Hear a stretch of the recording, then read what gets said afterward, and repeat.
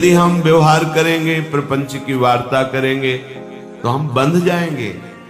वो वाणी से ऐसा कर्म बन जाएगा जो हमारे जीवन मुक्तता में बाधा पहुंचा देगा। सोया हुआ अहंकार जग जाएगा। अहंकार जगा तो जन्म मरण पक्का। अहंकार गलित हो गया, बात पक्की, हम जीवन मुक्त हो गए।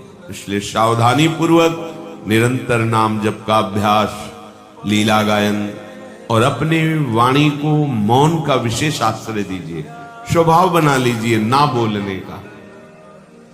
किसी किसी का स्वभाव होता है बस लगे ही रहते हैं बातचीत करने में। ये साधक का स्वभाव ठीक नहीं।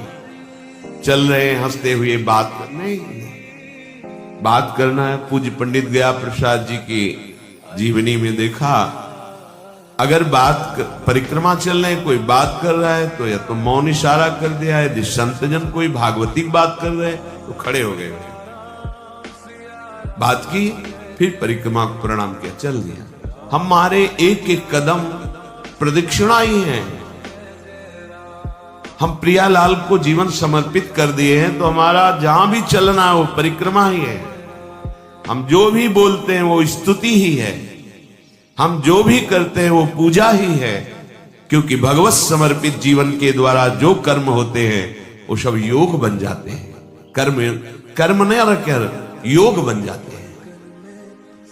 इसलिए हम अपनी बुद्धि को पवित्र रखते हुए ठीक निर्णय करें। ये बुद्धि मलिन हो गई तो ठीक निर्णय नहीं कर रही। इसकी मलिनता का त्याग कीजिए। ना किसी से बात करने की रुचि हो जाए, ना किसी से व्यवहार करने की रुचि। बस समझ लो कि हमारा परमार्थ सुंदर चल रहा है। अब चलो अकेले बैठे किसी से मिलते हैं, ये परमार्थ का स्वरूप नहीं। एकांत बैठना सीखो। कभी तो 1 घंटा तो ऐसा निकालो 24 घंटे में, सेवा में शांत बैठे, मन की दशा को निरीक्षण करो। कहां जा रहा है, क्या प्रियता बची है मन के अंदर से, ये किस भोग की तरफ ज्यादा आकर्षित हो रहा है, और फिर डांट लगाओ उसको। विवेक के द्वारा उसको, विचार के द्वारा उसको समझाओ, समझ जाता है। जब आप उस विचार शून्य होकर मन को छूट दे देते हैं तो संकल्प विकल्प करके भोग क्रियाओं में फंस जाता है। साधक ऐसा नहीं होता। साधक विचार करके मन को समझाता है। जब मन नहीं समझता है तो उसकी उपेक्षा करना चाहिए। जा, तुझे जहां जाना है, राधा राधा राधा, वो कुछ नहीं कर सकता। ये जीवन मुक्त होने के लिए है। जीवन मुक्तता की तरफ तुम्हारे कदम बढ़ रहे हैं, इसकी पहचान जब आप शांत बैठे तो आपके हृदय में अपने आप प्रियालाल का स्फुरण होना चाहिए।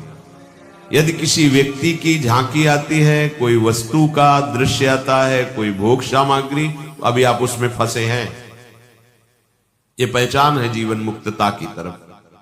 कोई चाह नहीं, अन्य कोई स्मृति नहीं, एकमात्र। कल सुना महर्षि मार्कंडेय जी 6 मनवंतर तक एकाग्र चित्त होकर भगवान के चिंतन में, एकाग्र 6 मनवंतर, कितना समय होता है, युग नहीं मनवंतर। हम 6 घंटे भी एकाग्र नहीं हो सकते, तो हम प्रयास तो करें ना। जब हम कहीं एकांत बैठे हो, क्रिया रहित हो, तो हमारी वृत्ति कहां है, मोबाइल में है, मोबाइल के नंबरों से संपर्क में है, या कोई भोग क्रिया का चिंतन, या कोई भोग सामग्री का चिंतन, या किसी रिश्ते नाते व्यक्ति का चिंतन। ये हमारे लिए बहुत बंधन है। अंदर की बात, तत्काल इसको काटना सीखो। नहीं। और श्यामा श्याम राधा वल्लभ श्री हरिवंश चिंतन, ये आपकी आंतरिक सुधार की बात है। आपको आंतरिक आनंद का अनुभव होने लगेगा, हृदय कृत्यता का अनुभव करने लगेगा। फिर किसी के उपदेश की आपको जरूरत नहीं रहेगी।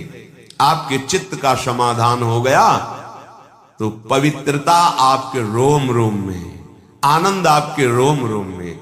वो तो भक्तजन रंजन प्रभु हैं। उनकी चर्चा सुनना व्यसन हो जाता है, भक्तों की चर्चा सुनना व्यसन हो जाता है। अब उसको कोई जानकारी नहीं चाहिए, उसके चित्त का समाधान हो गया है, केवल अपने प्रभु में लगा हुआ है। ये बड़े बड़े ऋषि मुनियों, संत महात्माओं और शास्त्रों की सार बात आपको बता रहे हैं। जब आप एकांत बैठे तो यदि आपके एकांत चिंतन में कोई व्यक्ति आ रहा है तो आपका राग है या द्वेष है? कोई वस्तु, कोई व्यक्ति, कोई स्थान, कोई घटना, कोई परिस्थिति, यही मन फेंकता है। अभी आप जीवन मुक्तता की तरफ नहीं है, काटिए उसको, उदासीन होइए, विचार के द्वारा उसको रोकिए, रुक जाता है, शांत हो जाता है मन। जब उसको डांट लगाओ तो शांत हो जाता है। हमारा मन ऐसा निश्चल हो जाए जैसे एकांत में रखा हुआ दीपक, उसकी ज्योति बिना हिले डुले अखंड जलती, ऐसे ही हमारा मन शांत होकर केवल प्रियालाल के नाम में, रूप में डूब रहा है। कैसे उस आनंद का कोई वाणी के द्वारा वर्णन कर सकता है जिसका मन निश्चल होकर प्रभु में लग गया है। असाधारण स्थिति प्राप्त करने के लिए भगवान आदेश करते हैं, सुख दुखे समय कृत्वा लाभा लाभो जया जयो। सुख दुख में समान रहो, लाभ हानि में समान रहो, और विजय और पराजय में समान रहो, तो तुम असाधारण स्थिति को प्राप्त होगे। कोई कार्य हुआ, पूरा हुआ, नहीं हुआ, जैसे श्री जी की इच्छा, प्रयास हमारा, लाभ हुआ या हानि, समान भाव। हम धर्म से चल रहे हैं, हम ठीक से चल रहे हैं, कोई निंदा करे या स्तुति करे, जय हो या पराजय हो, सुख हो या दुख हो, यह अध्यात्म मार्ग के पथिक का स्वरूप है। ये देखो भागवतिक मार्ग है, ये चढ़ाई वाला मार्ग है। जब हम इस पे चलते हैं तो कोई सहयोगी नहीं होता। पग पग पर दुख, अपमान, क्लेश और आंतरिक युद्ध, काम क्रोध आदि का आक्रमण, पर जो गुरुजनों के द्वारा दिए हुए मंत्र उपासना में दृढ़ है उसे कोई परास्त नहीं कर सकता। अन्यथा फिर सलाह लेने का विचार आता है चार लोगों से कि भाई बड़ी समस्या, वो तुम्हें निश्चित परमार्थ से विलग कर देंगे। परमार्थ के संबंध की सलाह केवल महापुरुषों से ली जाए, भगवत प्राप्त महापुरुषों से, अन्यथा भ्रमित हो जाओगे, गिर जाओगे परमार्थ से। भगवती उमा जी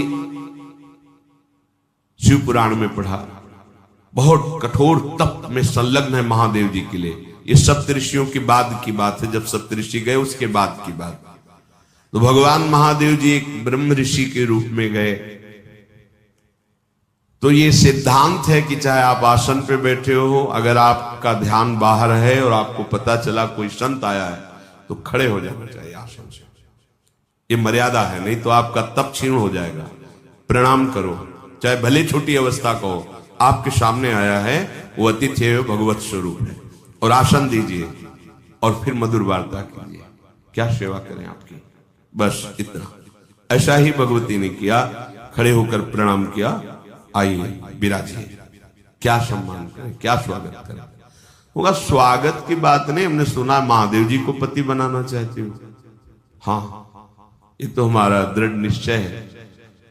तो क्या है उस भूत भावन में, चिता की भस्म लगाता है, भूतों का सरदार है, न कोई महल है न कोई व्यवस्था है, आप इतनी सुंदर, और उनको गले में मुंडों की माला, सर्प की माला, जटाजूट का बवंडर, भस्म लगाए घूमता है, उसको तुम पति वरण करना चाहती हो। भगवती ने कहा बस बस बस। यदि आपको आतिथ्य रूप में स्वीकार ना किया होता तो पहली दृष्टि में ही तुम्हें भस्म कर देती, तुमने हमारे प्रीतम की निंदा की। बस अब अगर एक भी शब्द आप बोले तो आप परिणाम समझ सकते हैं। पर वो काहे को रुके, भगवान शिव थे। फिर शुरू कर, भगवती ने कहा कि हमारे पिता हिमालय भी ब्रह्म ऋषियों का सम्मान करते हैं और हिमालय के आश्रय में ही रहकर वो सिद्धि प्राप्त करते हैं। इसलिए मेरा विचार हुआ कि जिसका आदर करना चाहिए उसको तो भस्म नहीं करेंगे।